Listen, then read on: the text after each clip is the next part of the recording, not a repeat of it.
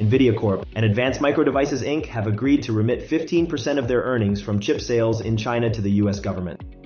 This arrangement is part of a broader agreement with the Trump administration aimed at securing export permissions, according to a source familiar with the negotiations.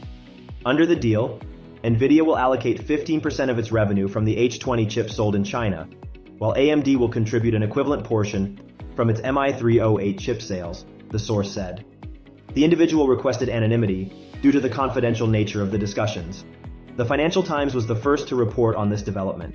The news comes on the heels of another Financial Times report indicating that the U.S. Commerce Department began issuing licenses for the H20 chip last Friday, just 2 days after Nvidia CEO Jensen Huang met with President Donald Trump.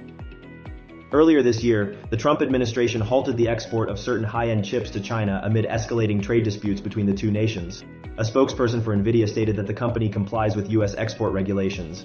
They noted that although H20 shipments to China have been paused for several months, Nvidia remains hopeful that the updated rules will enable American firms to remain competitive in the Chinese market. AMD has yet to issue a response to inquiries. In a separate development, Intel CEO Lip-Bu Tan is scheduled to visit the White House on Monday.